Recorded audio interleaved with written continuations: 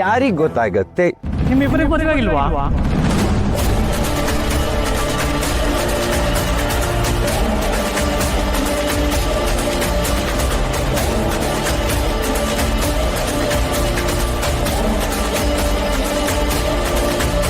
ಮಧ್ಯಾಹ್ನ ಊಟ ಆದಾಗ ನೋಡ್ತಾ ಇದ್ದೀನಿ, ಏನೋ ಮಿಸ್ ಹೊಡಿತಾ ಇದೆ. ಸರ್ ಏನು ಸರ್ ಹೀಗೆ ಮಾತಾಡ್ತಾ ಇದ್ದೀರಾ? ಸರ್ ನನ್ನ ಮನ್ಸಿಗೆ ಬೇಜಾರಾಗುತ್ತೆ ಸರ್. ನೀವಿಬ್ಬರು ಮದುವೆ ಆಗಿದ್ದೀರಾ ಅಂದರೆ ಮಂಗಳಸೂತ್ರ ಇಲ್ಲಮ್ಮ?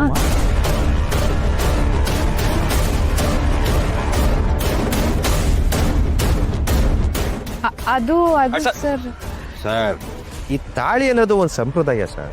ಈಗ ನೋಡಿ, ನಾನು ಉಂಗುರ ಹಾಕಿದ್ದೀನಿ, ಇದು ನಮ್ಮ ಸಂಪ್ರದಾಯ. ಒಂದೊಂದು ಪದ್ಧತಿ ಬೇರೆ ಬೇರೆ ಇರುತ್ತೆ. ಬೇಕಾದ್ರೆ ಅವಳು ಹಾಕಿದ್ದಾಳೆ ನೋಡಿ ನೋಡಿ. ಆದರೂ ನೀವಿಬ್ಬರು ಮಾತಾಡ್ತಾ ಇರೋದು ನೋಡಿದ್ರೆ ಏನೋ ಮಿಸ್ ಹೊಡಿತಾ ಇದೆ ಅನ್ನಿಸ್ತಾ ಇದೆ. ಸರ್ ಯಾಕೆ ಸರ್ ಕನ್ವಿನ್ಸ್ ಆಗ್ತಿಲ್ಲ? ಇಲ್ಲ. ಓಕೆ, ಈಗ ನಿಮಗೆ ಪ್ರೂವ್ ಮಾಡಬೇಕಾ? ಈ ಪಬ್ಲಿಕ್ಕಲ್ಲಿ ಎಲ್ಲರ ಮುಂದೆ ನಾನು ಹೆಂಡ್ತಿಗೆ ನಾನು ನಚಕ್ಕಂತ ಕಿಸ್ ಕೊಡ್ತೀನಿ ಸರ್.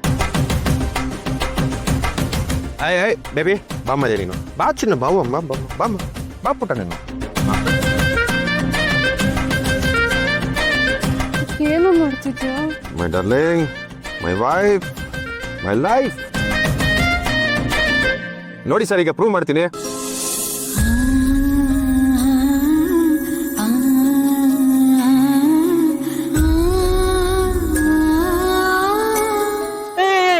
ಇಲ್ಲ ಇಲ್ಲ ಇಲ್ಲ, ಅದೆಲ್ಲ ಏನು ಮಾಡಂಗಿಲ್ಲ. ಅದಕ್ಕೋಸ್ಕರ ನಿಮಗೆ ರೂಮ್ ಕೊಟ್ಟಿದ್ದೀವಿ. ನಿಮ್ಮ ಮೇಲೆ ಸಂಪೂರ್ಣ ನಂಬಿಕೆ ಇದೆ ನಮಗೆ. ಹೌದು, ನಂಬಿಕೆ ಇದೆ. ಇಲ್ಲ ಸರ್, ನಾನು ಪ್ರೂವ್ ಮಾಡಲೇಬೇಕು ಸರ್. ಅಯ್ಯೋ ನಿಲ್ಲಿಸಿ. ಅವರು ನಿಮ್ಮ ಹೆಂಡತಿ, ನೀವು ಅವ್ರ ಗಂಡ. ನೀವಿಬ್ರು ಉಂಗ್ರ ಬಲೆ ಇಸ್ಕೊಂಡಿದ್ದೀರಾ ಸಂಪ್ರದಾಯದ ಪ್ರಕಾರನೇ. ಇಲ್ಲ ಸರ್, ನಾನು ಪ್ರೂವ್ ಮಾಡಲೇಬೇಕು ಸರ್. ಬೇಡಪ್ಪ, ನೀವು ಮುಂದುವರಿಸಿ.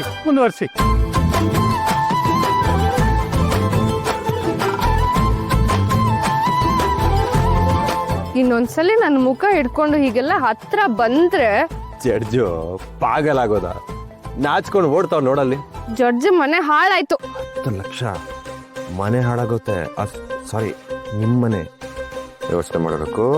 ಏಯ್ ನಂಗೆ ಗೊತ್ತು ಕಾಣೋ, 10 ಲಕ್ಷ ಬಂದ್ರೆ ಬಂತು, ಇಲ್ಲಾಂದ್ರೆ ಹೋಯ್ತು. ಇನ್ನೊಂದ್ಸಲಿ ಹೀಗೆಲ್ಲ ಆಡಿದ್ರೆ ಕಾಂಪೌಂಡ್ ಹಾಡ್ಕೊಂಡು ಓಡೋಗ್ಬಿಡ್ತೀನಿ ಅಷ್ಟೇ.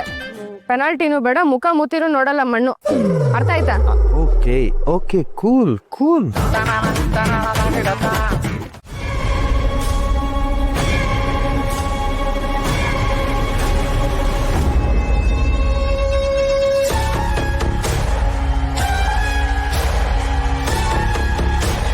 ಕೃಷ್ಣ ಇನ್ನೂ ಫೋನಿಗೆ ಸಿಕ್ಕಿಲ್ವಾ? ಬೆಳಗ್ಗೆಯಿಂದ ಟ್ರೈ ಮಾಡ್ತಾನೆ ಇದ್ದೀನಿ, ಫೋನ್ ನಾಟ್ ರೀಚಬಲ್ ಬರ್ತಾ ಇದೆ.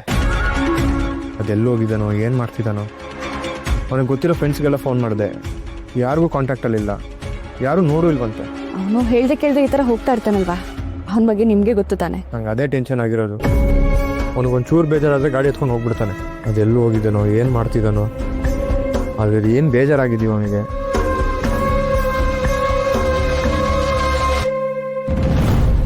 ಸಿಕ್ಕದ್ನೇನಪ್ಪ ನಿನ್ನ ಫ್ರೆಂಡು? ಅಪ್ಪ, ಅದು ಆ್ಯಕ್ಚುಲಿ ಮಾವ, ಕೃಷ್ಣ ಅವನ ಫ್ರೆಂಡ್ಸ್ ಜೊತೆ ಇದ್ದಾನಂತೆ. ವಿನಯ್ಗೆ ಫೋನ್ ಮಾಡಿ ಅವನೇ ಇನ್ಫಾರ್ಮ್ ಮಾಡಿದ್ದ. ಅವನ ಫ್ರೆಂಡ್ ಯಾರಿಗೋ ಹುಷಾರಿಲ್ವಂತೆ, ಅದಕ್ಕೆ 2-3 ದಿನ ಜೊತೆಲೇ ಇದ್ಬಿಟ್ಟು ಹೋಗಿ ಅಂತ ಏನೋ ಒತ್ತಾಯ ಮಾಡಿದ್ರಂತೆ.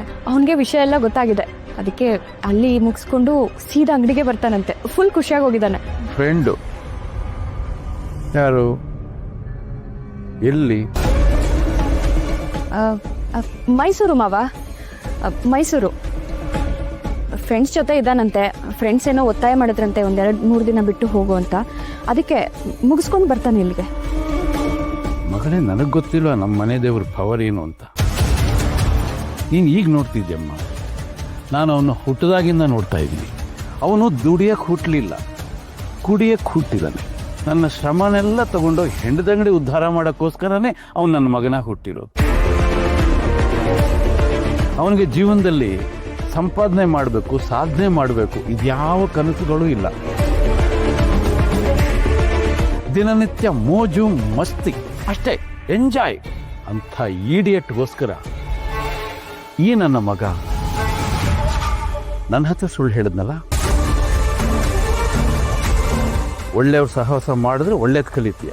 ಒಂದ್ಸಲ ದಾರಿ ತಪ್ಪಿತು ಅಂದರೆ ಮತ್ತು ಸರಿ ದಾರಿಗೆ ಬರೋದು ಭಾಳ ಕಷ್ಟ. ಉದಾಹರಣೆ ನಿನ್ನ ಫ್ರೆಂಡು ನೆನ್ಪಿಟ್ಕೋ. ಜೀವನದ ಸೂರ್ಯಪ್ರಕಾಶ್ ಆಗ್ಬೇಕು ನೀನು. ಸೂರ್ಯಪ್ರಕಾಶ್ ಗೋಲ್ ಅಲ್ಲಿಟ್ಕೊಳ್ಬೇಕು. ಸಾರಿ ಅಪ್ಪ.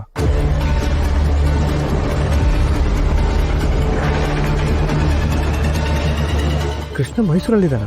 ಅಶು ಇಲ್ಲ, ಮೊದಲೇ ಮಾವಂಗೆ ಕೃಷ್ಣನ್ ಕಂಡ್ರೆ ಆಗಲ್ಲ. ಆಮೇಲೆ ಇದೆಲ್ಲ ಗೊತ್ತಾಗ್ಬಿಟ್ರೆ ಮತ್ತೆ ಮನಸ್ತಾಪ ಆಗುತ್ತೆ. ಅದಕ್ಕೆ ಏನೋ ಒಂದು ಸುಳ್ಳು ಹೇಳಿ ಮ್ಯಾನೇಜ್ ಮಾಡಿದೆ. ಅವನು ಕಾಂಟ್ಯಾಕ್ಟಿಗೆ ಸಿಕ್ಕಿದ ತಕ್ಷಣ ಬೇಗ ಬರಕ್ಕೆ ಹೇಳೋಣ.